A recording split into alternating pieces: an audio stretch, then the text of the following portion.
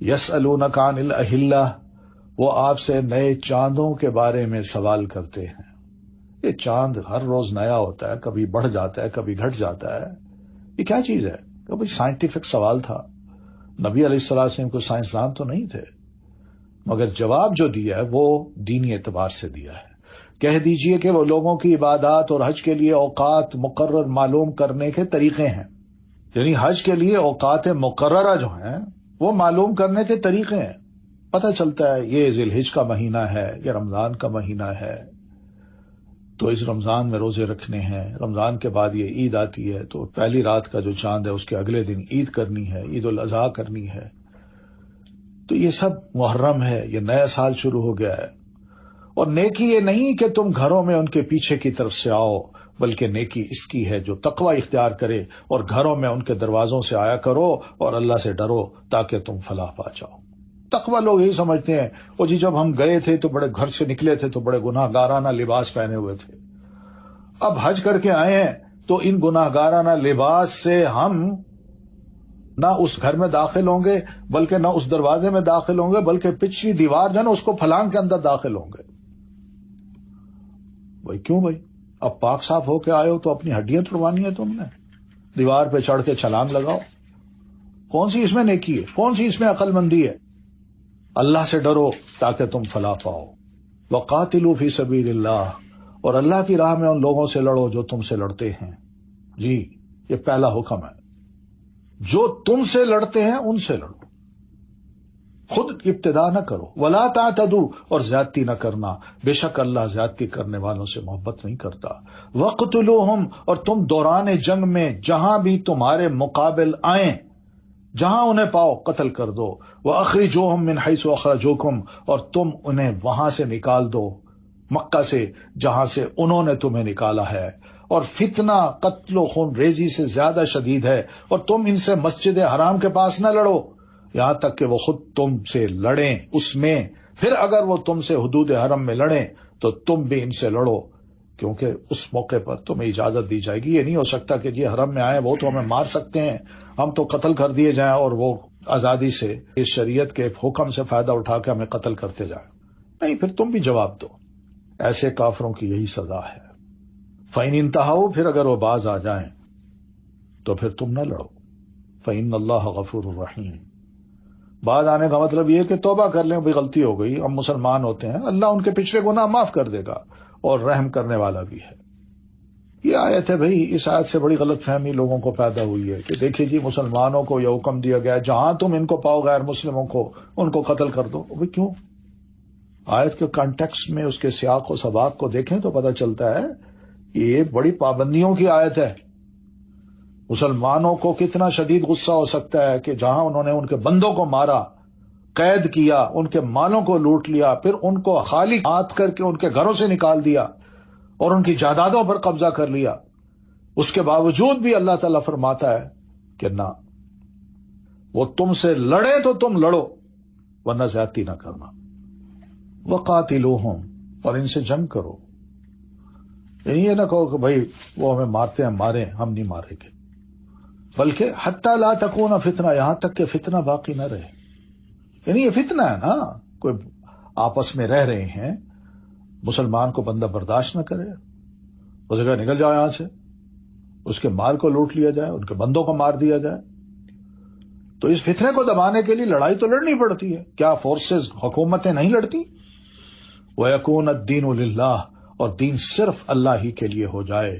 فَإِنِ انتَهَوْا، پھر اگر وہ باز آ جائیں تو ظالموں کے سوا کسی پر زیادتی نہیں ہے. جو ظالم ہوں گے بس ان کو سزا دینی ہے، ورنہ عام بندے کو نہیں دینی. الشہر الحرام بالشہر الحرام، حرمت والا مہینہ حرمت والے مہینے کے بدلے میں ہے، اور حرمتوں کا بھی قصاص ہے. بس جو تم پر زیادتی کرے تو جیسی زیادتی وہ تم پر کرے ویسی ہی تم اس پر کرو، اور اللہ سے ڈرتے رہو اور جان لو کہ اللہ متقی لوگوں کے ساتھ ہے. تو تقوی والے کو اللہ کے ساتھ ملنا ہے اور اللہ کا ساتھ ملتا ہے. یہ ہے تقوی. کیا ہے؟ خواہشات کو بندہ چھوڑ دے اور اس کے عوض یہ اللہ کو کہے کہ اللہ میں تیرا کہنا ماننے والا ہوں. تو اللہ بھی فرماتا ہے میں تمہارا ساتھی ہوں. وَأَنفِقُوا فِي سَبِيلِ اللَّهِ، اور اللہ کی راہ میں خرچ کرو. جی مالوں کو سینتو نہ، دین کی ترقی کے لیے، اس کے پھیلاؤ کے لیے، اس کی دعوت و تبلیغ کے لیے بھی کچھ تمہاری دولت کام آنی چاہیے۔ وَلَا تُلْقُوا بِأَيْدِيكُمْ إِلَى التَّهْلُكَةِ، اور اپنے ہاتھوں اپنے آپ کو ہلاکت میں نہ ڈالو، یعنی دین کو نہیں پھیلاؤ گے، صرف پیسے سینتے رہو گے تو دوسرے تمہارے جو مخالف ہیں وہ تیار ہو جائیں گے اور انہوں نے پھر تمہاری ٹھیک ٹھاک خبر لے لینی ہے۔ صرف نیکی کام نہیں آتی، اپنے آپ کو ہوشیار بھی کرو۔ وَأَحْسِنُوا، اور تم نیکی کرو، بے شک اللہ نیکی کرنے والوں سے محبت کرتا ہے۔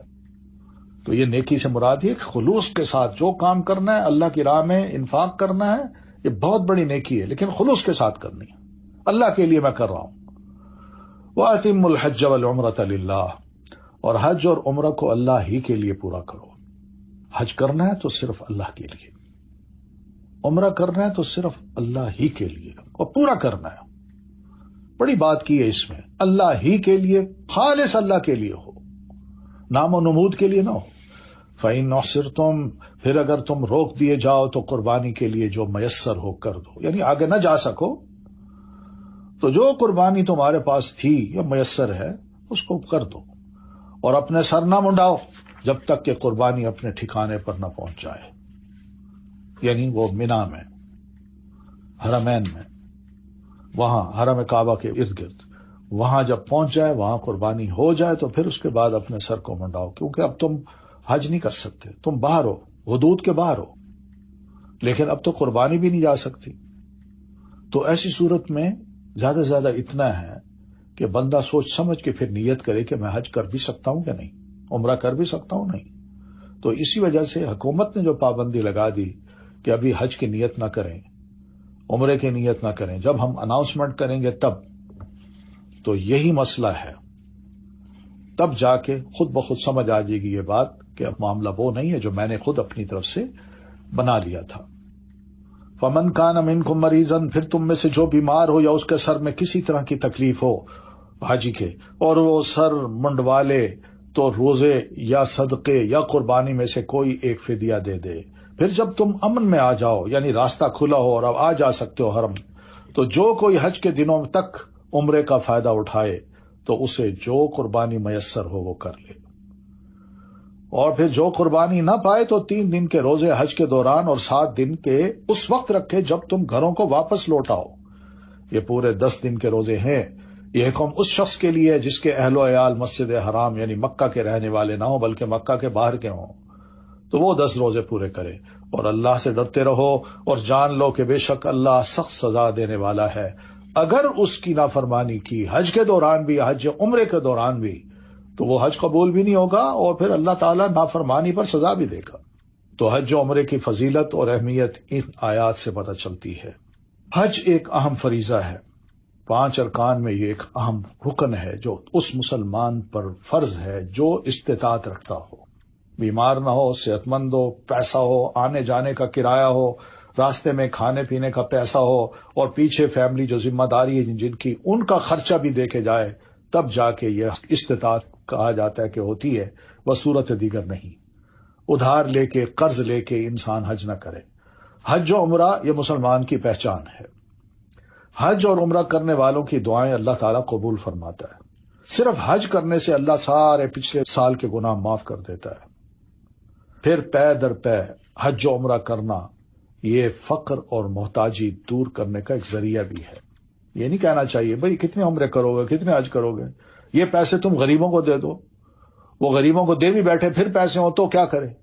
تو ایسی صورت میں اس کو روکا نہیں جا سکتا۔ یہ بڑی سعادت کی بات ہے کہ انسان ایک کے بعد ایک حج بھی کرتا ہے اور عمرہ بھی کرتا ہے۔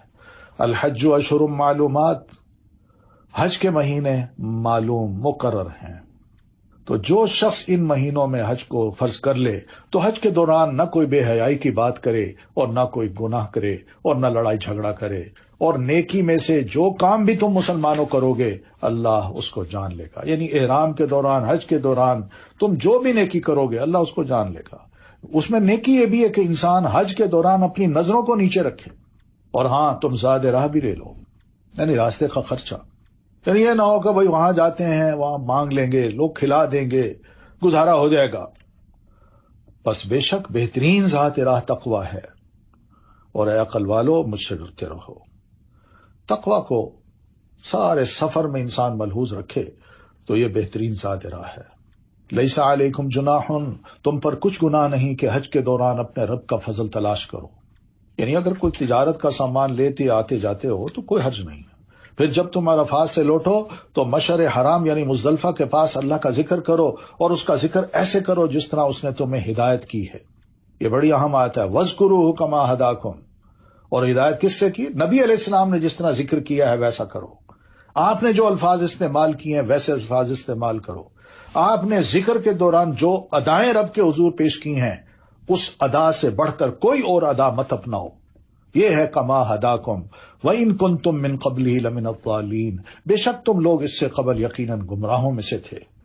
ثم افیضوا من حیث افاض الناس، پھر جہاں سے لوگ واپس پلٹیں وہیں سے تم بھی واپس پلٹو اور اللہ سے بخشش مانگو، بے شک اللہ بے حد بخشنے والا نہایت رحم کرنے والا ہے۔ فَإِذَا قَضَيْتُم مَّنَاسِكَكُمْ، پھر جب تم اپنے حج کے مناسک پورے کر لو تو اللہ کو یاد کرو جس طرح اپنے باپ دادا کو پہلے تم یاد کیا کرتے تھے، میرا باپ یہ، میرا دادا یہ، ہمارا قبیلہ یہ، میں اس نسل کا، میں اس برادری کا، بلکہ اس سے بھی زیادہ اللہ کو یاد کرنا۔ پھر لوگوں میں سے بعض ایسے ہیں جو کہتے ہیں اپنی دعاؤں میں، اے ہمارے رب ہمیں دنیا میں بھلائی دے دے، میری ترقی کر دے، میرا گریڈ اپ کر دے، میرے کاروبار کو بڑھا، میری یہ آرزو پوری کر دے، جو دنیاوی آرزویں ہیں۔ وَمَا لَهُ فِي الْآخِرَةِ مِنْ خَلَاقٍ، مگر اس کی دعاؤں میں آخرت کا کوئی حصہ نہیں ہوتا۔ وہ یہ نہیں کہتا اللہ میری موت اچھی ہو، اللہ میرا حسن خاتمہ ہو، اللہ مجھے قبر کے عذاب سے بچا، اللہ کل کو تو مجھے معاف کر دینا۔ تو یہ دنیا کی درخواستیں بھی لوگ کرتے ہیں، اللہ جانتا ہے، اللہ جانتا ہے کہ وہاں جاتے ہیں دعا کرتے ہیں کہ اللہ تعالی ہمیں ترقی دے، لیکن ومنہم، اور انہی حاجیوں میں سے من یقول، جو یہ دعائیں کرتے ہیں ربنا آتنا فی الدنیا حسنہ، اے ہمارے رب ہمیں دنیا میں بھی بھلائی عطا فرما اور آخرت میں بھی بھلائی عطا فرما اور ہمیں آگ کے عذاب سے بچا۔ یہ بڑی زبردست دعا ہے، جامع دعا ہے۔ اللہ کے رسول صلی اللہ علیہ وسلم اس دعا کو بکثرت مانگا کرتے تھے۔ دنیا اور آخرت کی بھلائی اس میں جمع کر دی گئی ہے۔ اولئک لہم نصیب مما کسبوا، یہی وہ لوگ ہیں جن کے لیے اپنا اپنا حصہ ہے اس میں سے جو انہوں نے کمایا۔ اللہ بہت جلد حساب لینے والا ہے۔ جو مانگتے ہیں اللہ کہتا ہے میں دے دیتا ہوں، لیکن نصیبے کی باتیں ہیں، کوئی دنیا کو پسند کرتا ہے، کوئی دنیا کے ساتھ آخرت کو نہیں بھولتا۔ وَاذْكُرُوا اللَّهَ فِي أَيَّامٍ مَّعْدُودَاتٍ، اور گنتی کے چند دنوں میں، ایام تشریق میں اللہ تعالیٰ کا ذکر کرو۔ پھر جو کوئی 2 دنوں میں واپسی کی جلدی کرے یعنی مینا سے واپس آنا چاہے تو اس پر کچھ گناہ نہیں، اور جس نے تاخیر کی 3 دن پورے کر لیے تو اس پر بھی کچھ گناہ نہیں۔ بس شرط یہ ہے کہ وہ اللہ سے ڈرتے رہیں، وہاں بیٹھ کے اللہ کا ذکر کریں، اور تم اللہ سے ڈرتے رہو اور جان لو بے شک تم سب اس کے پاس اکٹھے کیے جاؤ گے۔ وَمِنَ النَّاسِ، اور لوگوں میں سے کوئی ایسا بھی ہے جس کی گفتگو دنیا کی زندگی میں آپ کو بہت بھلی لگتی ہے، اور جو اس کے دل میں ہے وہ اس پر اللہ کو گواہ بناتا ہے، حالانکہ وہ سخت جھگڑالو ہے۔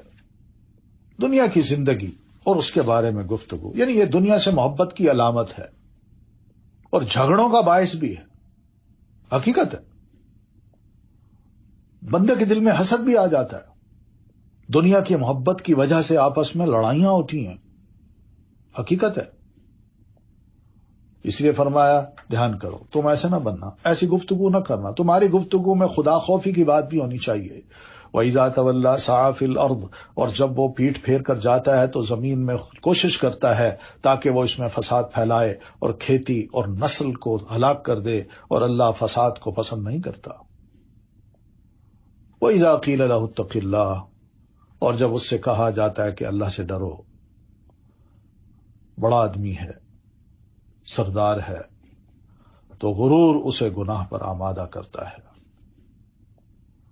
کیوں یہ ظلم کرتے ہو، کیوں زیادتیاں کرتے ہو؟ خدا کا خوف ہونا چاہیے۔ کہتے ہیں مجھ سے بڑھ کر کوئی ہو سکتا ہے؟ فحسبہ جہنم، تو کافی ہے اس کو جہنم، اور وہ یقیناً بہت برا ٹھکانہ ہے۔ یعنی جو لوگ غرور اور تکبر کا شکار ہوں، ان کو نصیحت کی جائے تو بجائے ماننے کے وہ اپنی پیٹھ یوں پھیرتے ہیں جیسے ہم بڑی شے ہیں، پھر وہ پیٹھ پھیر کے زمین میں یوں چلتے ہیں. ان کی ساری ایکٹیویٹیز بس دو مقصد کے لیے ہوتی ہے کہ میں کھیتیوں کو بھی تباہ کر دوں اور نسلوں کو بھی تباہ کر دوں، بڑا بنوں. نہ کوئی زمیندار، نہ کوئی مزارع وہ بڑا بنے، اور نہ ہی کوئی نسل انسانی میں شہروں کے اندر کوئی بندہ اپنے آپ کو بڑی شے سمجھے. فساد پیدا کر کے اپنے آپ کو بڑا بنانے کی بعض لوگ کوشش کرتے ہیں، اور اللہ فرماتے ہیں میں فساد کو پسند نہیں کرتا. ان کو نصیحت کی جائے اور بھائی خدا کا خوف کرو، تو وہ کہتے ہیں میں بڑی شاہ ہوں، مجھے تم نصیحت کرتے ہو. ومن الناس، اور لوگوں میں سے کوئی ایسا ہے جو اللہ کی رضا پانے کے لیے اپنی جان بیچ ڈالتا ہے، اور اللہ بندوں پر بہت شفقت کرنے والا ہے. ایسے بھی لوگ ہیں. یا ایھا الذین آمنوا، اے لوگو جو ایمان لائے ہو، اسلام میں پورے کے پورے داخل ہو جاؤ.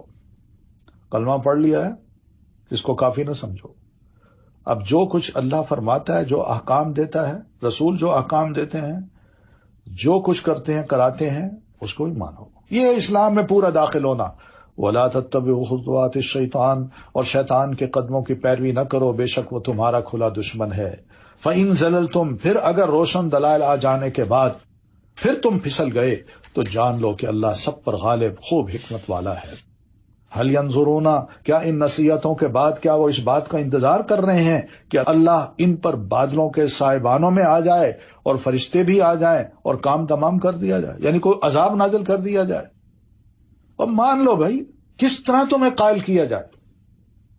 یہ وہی ایک سچائی ہے، قرآن ایک سچائی ہے، رسول ایک سچائی ہے. وَإِلَى اللَّهِ تُرْجَعُ الْأُمُورُ، اور اللہ ہی کی طرف لوٹائے جاتے ہیں سب کام. سل بنی اسرائیل، بنو اسرائیل سے پوچھئے، ہم سے پہلے لوگ ہیں، کتابیں ہیں ان کے پاس، کہ ہم نے ان کو کتنی ہی روشن نشانیاں دی تھی. کیا انہوں نے مانا؟ جنہوں نے مانا وہ بچے، جنہوں نے نہیں مانا ان کے ساتھ اللہ نے کیا کیا. اور جو شخص اللہ کی نعمت کو اپنے پاس آ جانے کے بعد بدل دیتا ہے تو بے شک اللہ سخت سزا دینے والا ہے. زُيِّنَ لِلَّذِينَ كَفَرُوا الْحَيَاةُ الدُّنْيَا، دنیا کی زندگی خوشنما بنا دی گئی ہے ان لوگوں کے لیے جنہوں نے کفر کیا. وہ اسی کے لیے جیتے ہیں، صبح و شام ان کی تگ و دو بس دنیا کی زندگی کے لیے، اس کو خوبصورت بنانے کے لیے.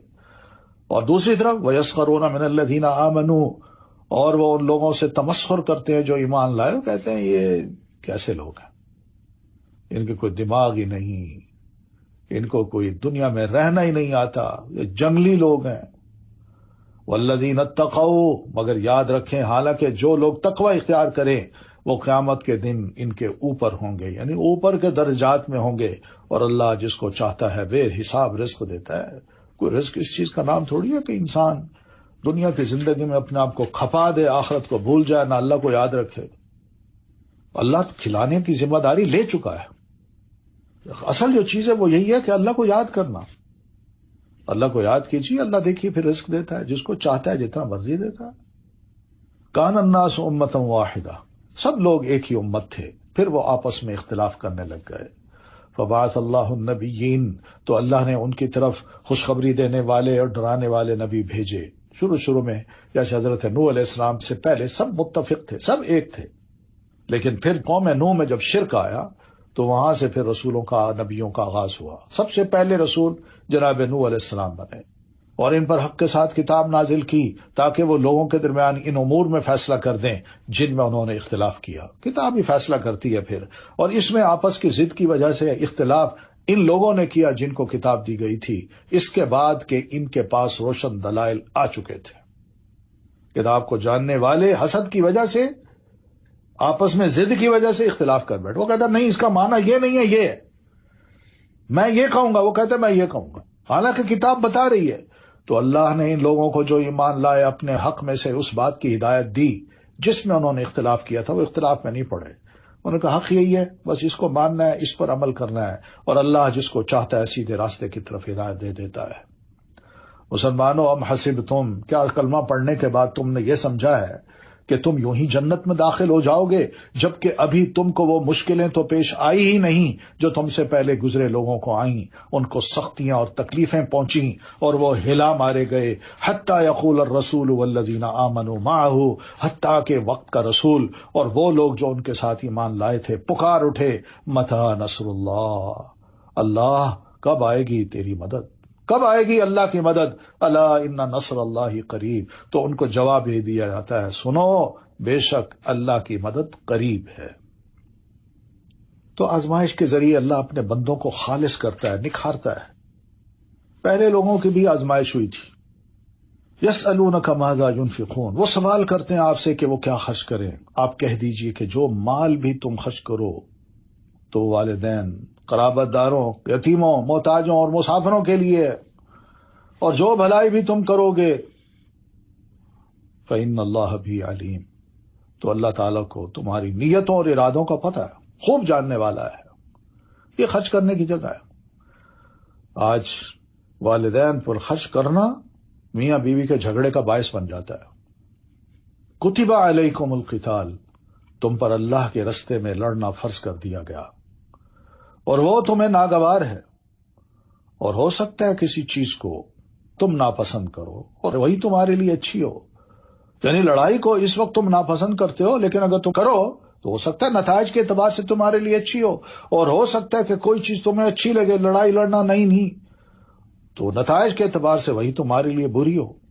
اس لیے اللہ کا حکم جو ہے نا، اس پہ کوئی یہ نہیں کہنا چاہیے نہیں جی نہیں، اللہ جانتا ہے تم نہیں جانتے.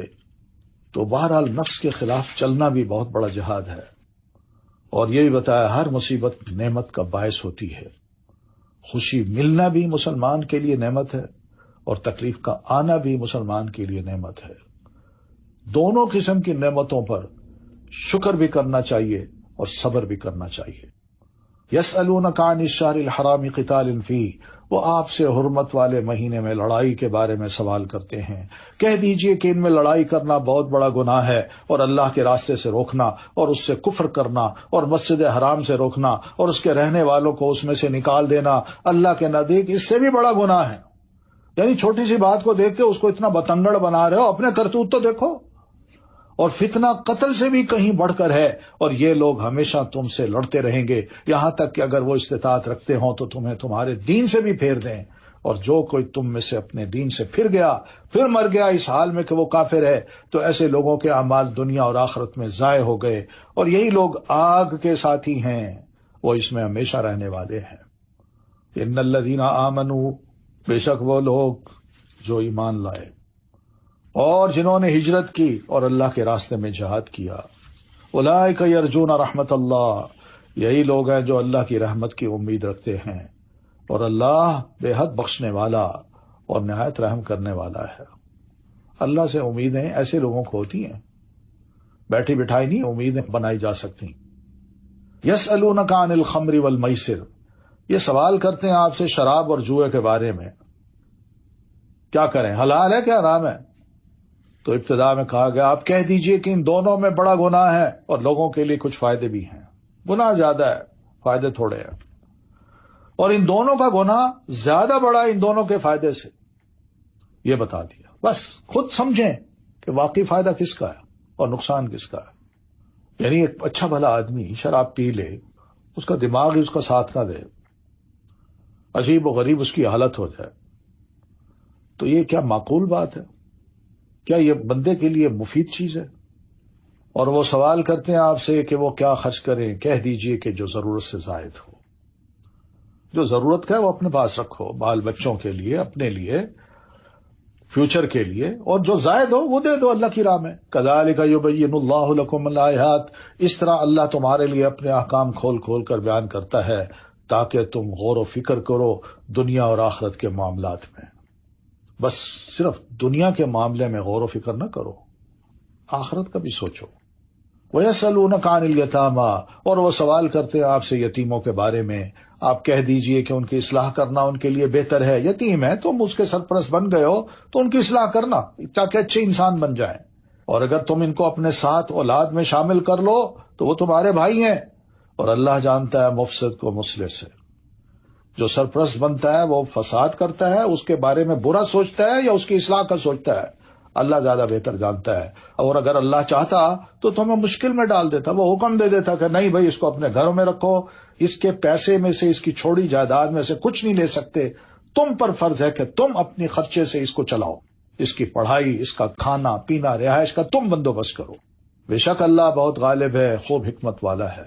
وَلَا تَنكِحُوا الْمُشْرِكَاتِ حَتَّى يُؤْمِنَّ، اور ہاں تم مشرک عورتوں سے نکاح نہ کرنا یہاں تک کہ وہ ایمان لے آئے۔ سنو، ایک مومن لونڈی مشرک آزاد عورت سے یقیناً بہتر ہے، اگرچہ وہ تمہیں اچھی کیوں نہ لگے۔ اور اسی طرح تم اپنی عورتوں کا نکاح مشرک مردوں سے بھی نہ کرنا یہاں تک کہ وہ ایمان لے آئیں۔ اور ایک مومن غلام مشرک مرد سے یقیناً بہتر ہے، اگرچہ وہ تمہیں اچھا لگے۔ یہ قرآن مجید کا حکم ہے۔ بڑے فخر سے ہم کہتے ہیں جی میں مسلمان ہوں، میری بیوی ہندو ہے، سکھ ہے، یا میں سکھ ہوں اور میری بیوی مسلمان ہے۔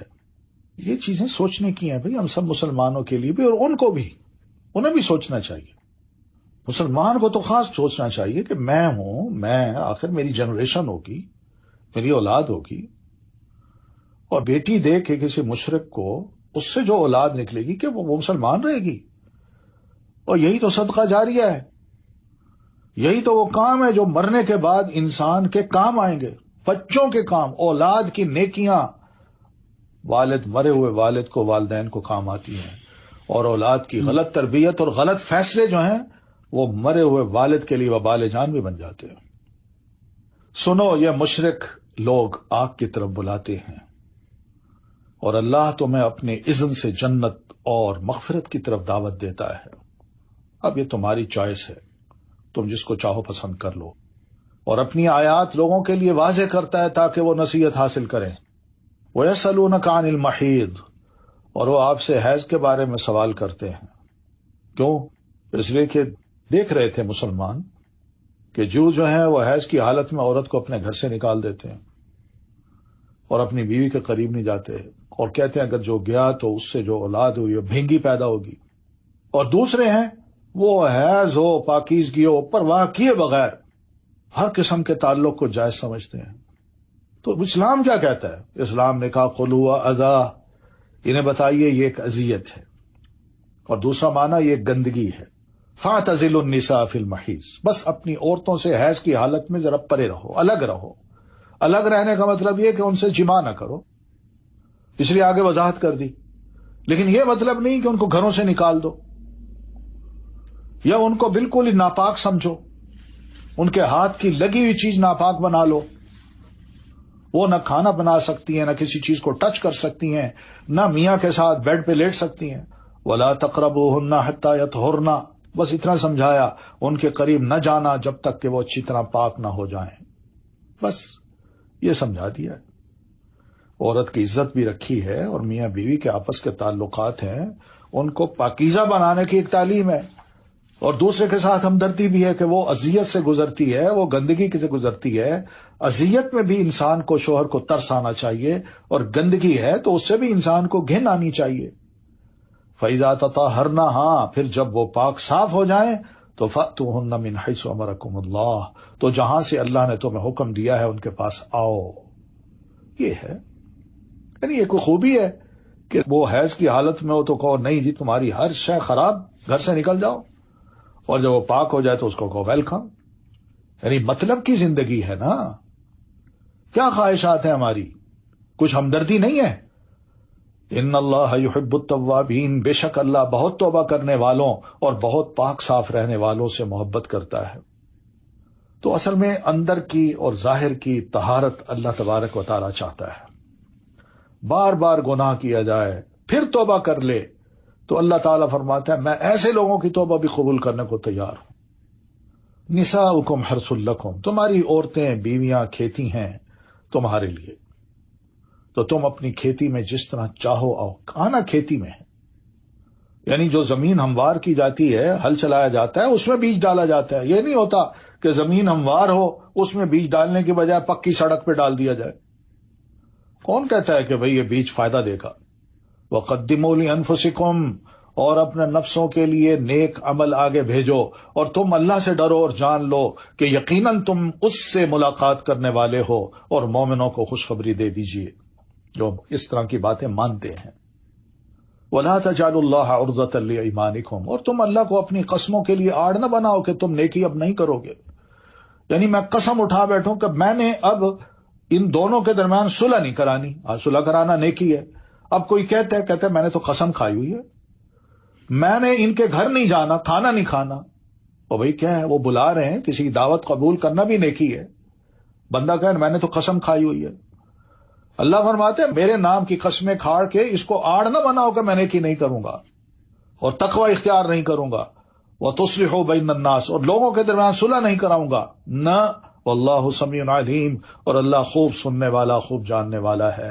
ہاں، لا یؤاخذکم اللہ باللغو فی ایمانکم، اللہ تمہاری قسموں میں سے لغو قسموں پر تمہارا مواخذہ نہیں کرے گا، لیکن وہ اس پر ضرور مواخذہ کرے گا جو قسمیں تم نے دل کے ارادے سے کھائی ہوں، اور اللہ بہت بخشنے والا اور بہت حلم والا ہے۔ للذین یؤلون من نسائہم، جو لوگ اپنی بیویوں سے ایلا یعنی ترک تعلق کی قسم کھا لیتے ہیں، ان کو 4 ماہ کی مہلت ہے۔ 4 ماہ تک بے شک وہ ترک تعلق کریں، پھر اگر وہ رجوع کر لیں یعنی ان 4 ماہ کے دوران، تو یقیناً اللہ بہت بخشنے والا، نہایت رحم کرنے والا ہے۔ وَإِنْ عَزَمُوا الطَّلَاقَ، اور 4 ماہ گزر جائیں رجوع نہیں کیا اور ان کا ارادہ طلاق دینے کا ہو یا پھر طلاق دے دیں، فَإِنَّ اللَّهَ سَمِيعٌ عَلِيمٌ، تو بے شک اللہ خوب سننے والا، خوب جاننے والا ہے۔ اللہ کو پتہ ہے کون کس نیت سے ایک دوسرے کے ساتھ زیادتی کر رہا ہے اور کون کس نیت سے دوسرے کے ساتھ ہمدردی کر رہا ہے۔